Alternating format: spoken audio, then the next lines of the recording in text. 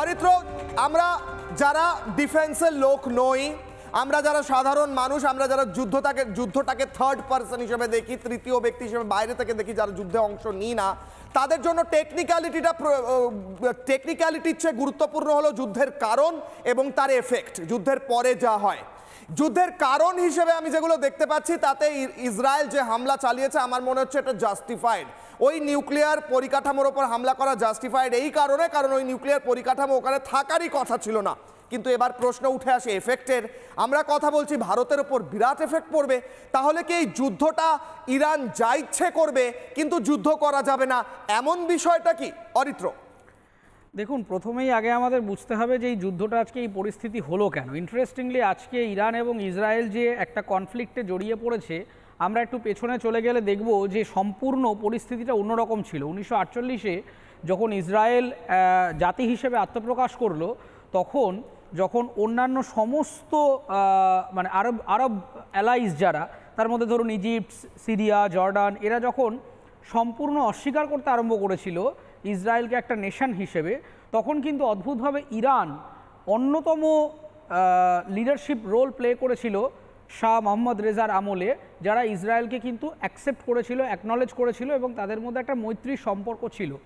এর মূল কারণ হচ্ছে শাহ গভর্নমেন্টের সময় তারা তাদের ডিপ্লোম্যাটিক পলিসিটা ছিল হচ্ছে ওয়েস্টার্ন ফার্স্ট, অর্থাৎ তারা আমেরিকার পাশ্চাত্যকরণের পক্ষে ছিল এবং আমেরিকার সাথে তাদের বন্ধুত্বপূর্ণ সম্পর্কটা রেখে পশ্চিমের হয়ে কথা বলতো। তার ফলে যেটা হয়েছিল যে ইসরায়েলের সাথে তাদের একটা বন্ধুত্বপূর্ণ সম্পর্ক ছিল, সেটা শুধুমাত্র যে ডিপ্লোম্যাটিক রিলেশনশিপ ছিল তা নয়, তাদের মধ্যে অর্থনৈতিক সম্পর্ক ছিল। ইনফ্যাক্ট ইসরায়েল এরকম কমিটমেন্টও করেছিল ইরানকে যে কুর্দিশ সেপারেটিস্ট মুভমেন্ট ইরানে চলছে, যা ইরাক এবং ইরানের মাঝখানে যে ডেভেলপমেন্ট, সেইখানে ইরানকে ইসরায়েল সাহায্য করবে বলে কমিটমেন্ট দিয়েছিল। ইনফ্যাক্ট ইরানের যে ইন্টেলিজেন্স এজেন্সি সাভাক, ওদিকে ইসরায়েলের যে ইন্টেলিজেন্স এজেন্সি মোসাদ, এদের দুজনের মধ্যে একটা ইন্টেলিজেন্স কোঅপারেশন করবার চুক্তি হয়েছিল। তার পরবর্তী ক্ষেত্রে এরকমও হয়েছিল যে 90,000 জিউস যারা ইরানে বসবাস করে তাদেরকে প্রোটেকশন দেওয়ার জন্য ইরান কমিটেড হয়েছিল। এরকম একটা সম্পূর্ণ মৈত্রী সম্পর্ক ছিল। তার মধ্যে 1956 সালে যখন সুয়েজ ক্যানাল ক্রাইসিস শুরু হলো, তখন তুরস্ক, ইথিওপিয়া এদের মধ্যে যখন সম্পর্ক সৃষ্টি হলো, তখনও কিন্তু ইরান সেখানে গুরুত্বপূর্ণ ভূমিকা রেখেছিল। কিন্তু একটু ছন্দপতন হয়ে গেল যখন এই শাহ রেজিম অবসান ঘটলো 1979 সালে, বিখ্যাত যে ইরানের রেভলিউশন, সেই ইরানের রেভলিউশনের পর থেকেই ইরান এবং ইসরায়েলের সম্পর্কে একটা পতন ঘটলো। তার কারণ এই প্রথম ইরান যে খোমেনি সরকার ইসলামিক শাসন তার ফরেন পলিসিটাকে কমপ্লিটলি চেঞ্জ করে ইসরায়েলকে একেবারে জিওনিস্ট শত্রু হিসেবে ঘোষণা করতে আরম্ভ করলো। এখানে অ্যালার্মিং জায়গাটা থেকে যাচ্ছে দুটো। প্রথম কথা হচ্ছে, আমরা দেখেছি প্রক্সি ওয়ার ইত্যাদি ইত্যাদি হয়েছে। অ্যালার্মটা হচ্ছে যে যেহেতু দুটো দেশের মধ্যে এতদিন এত ক্লোজলি টাই ছিল এবং একসময় ইসরায়েল প্রচুর পরিমাণে অস্ত্রশস্ত্র ইরানকে বিক্রি করেছে, ইসরায়েলের ডিফেন্স সেক্টরের অনেকটা ব্যবসা ইরানের থেকে এসেছে এবং মোসাদের একটা বড় অংশ ইরানে এমনভাবে চারিদিক থেকে ঘিরে রেখেছে যেটা কিন্তু ইরানের জন্য খুব একটা সুখকর পরিস্থিতিতে নেই। যেটা আমরা দেখতে পাচ্ছি, এত precision strike Israel counter attack দিচ্ছে যে একটা ফ্ল্যাটে আক্রমণ করে যেখানে ওই একজন গবেষক থাকছেন বা সেনাপ্রধান থাকছেন, সেই ফ্ল্যাটটাই মিসাইল আক্রমণ হচ্ছে, অথচ তার পাশের ফ্ল্যাটে একদম দিব্যি আলো জ্বলছে, কেউ কোনো এফেক্টেড হচ্ছেন না। তার মানে খুব স্পষ্টভাবে আমরা দেখছি যে মোসাদের যে হিটম্যান স্ট্র্যাটেজি, সেটা কিন্তু ইরানকে বেশ চাপে রেখেছে। এবার কনক্লুডিং পয়েন্টটা হচ্ছে যে তাহলে অনেকেই ভাবছেন যে আমাদের এ নিয়ে এত ভাবনা চিন্তার কি আছে, আমরা তো সুখে আছি না সুখে নেই। তার কারণ হচ্ছে ইরান এবং ইসরায়েলের মধ্যে সমস্যা হলেই প্রথম যে জায়গাটা এফেক্টেড হচ্ছে সেটা হচ্ছে স্ট্রেট অফ হরমুজ। এই হরমুজ স্ট্রেট এটা অত্যন্ত গুরুত্বপূর্ণ পার্সিয়ান গালফ। অরিত্র একটা সেকেন্ড, এইখানে এফেক্টের কথা আমি আসছি, এবার তুমি যে পয়েন্টটা তুললে এটা নিয়ে আমি দীপ্তাংশু বাবুর কাছে একবার যাব, তারপর তোমার কাছে, আবার তোমার কাছেই আসছি। দীপ্তাংশু স্যার, এই কথাটা অরিত্র বললে এটা আমার জন্য খুব গুরুত্বপূর্ণ। ইরানের যেখানে যেখানে অ্যাটাক করছে ইসরায়েল, প্রেসিশন স্ট্রাইক এমনভাবে হচ্ছে যে একটা জেনারেল হয়তো বসে আছে একটা ফ্ল্যাটের ভিতর, সেই ফ্ল্যাটের জানলা দিয়ে মিসাইল ঢুকে গিয়ে সে খতম হয়ে যাচ্ছে, পাশের ফ্ল্যাটটাও আঘাত পাচ্ছে না। অরিত্র যেটা বললো, এই ক্যাপাবিলিটি গ্রো করা এটা তো শুধু টেকনিক্যাল বিষয় নয়, এটা তো হিউম্যান ক্যাপাবিলিটিও থাকতে হয়। ওই জেনারেল ওই ফ্ল্যাটের ভেতর, ওই রুমের ভেতর বসে আছে, এটা তো জানতেও হবে ইন্টেলিজেন্সটা। মোসাদের যে এক্সপিরিয়েন্স এবং ইন্টেলিজেন্স গ্যাদারিং ক্যাপাবিলিটি এবং ক্যাপাসিটি, এটার মধ্যে আমার মনে হয় না আমরা যারা দেখছি দর্শক এবং যারা বলছি যারা শুনছেন কারোর মনে একটাই মানে ইভেন এন আইটা অফ ডাউট আছে। তো নিশ্চিতভাবে প্রিসিশন অ্যাটাক হয়।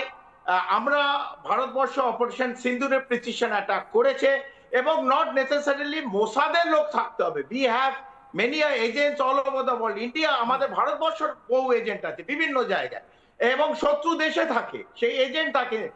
সে কি হিসেবে আছে সেটা নিশ্চিতভাবে একটা কোয়েশ্চেন মার্ক। আমরা ক্যামেরার সামনে এত পরিষ্কার করে এগুলো বলার দরকার নেই। তবে যেটা অরিত্র বলল একদম ঠিক।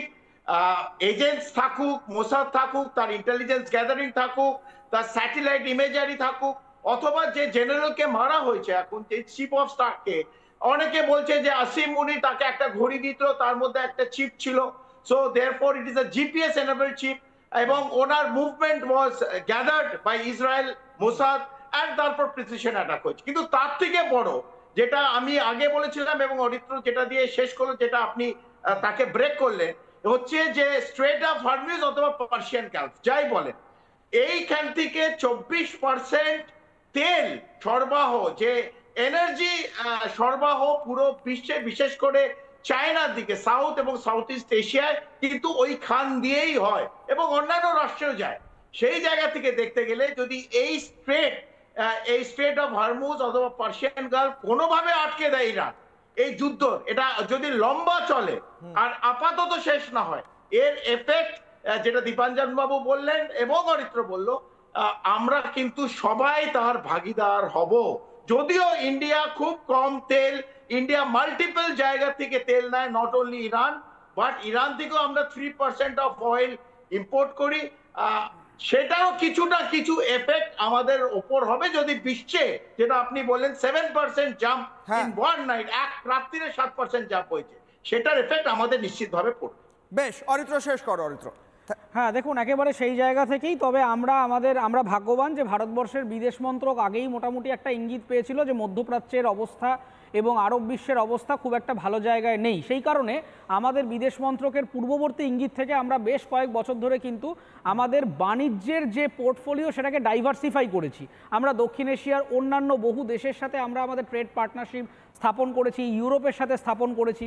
তবে অবভিয়াসলি যদি মধ্যপ্রাচ্য এফেক্টেড হয় তাহলে রেড সিতে একটা বড় প্রভাব পড়বে এবং যার ফলে যদি খনিজ সম্পদ, বিশেষত ক্রুড অয়েল, তার ফ্রাইট রেট কিন্তু 50% পর্যন্ত বাড়তে পারে এবং আমাদের যে ট্রান্সপোর্টের কমিউনিকেশন সেটা অন্তত 15 থেকে 20 দিন এদিক ওদিক হয়ে যেতে পারে যদি মধ্যপ্রাচ্যের এই গালফ অফ পার্সিয়ান গালফ এবং গালফ অফ ওমান এবং ইউএই যদি এফেক্টেড হয়ে যায়। সেই জায়গায় ভারতবর্ষের ক্ষেত্রে একটা প্যাসিভ ছায়া থাকবে, আমরা সেই যুদ্ধে যুক্ত হই বা না হই, তবুও আমি আশাবাদী।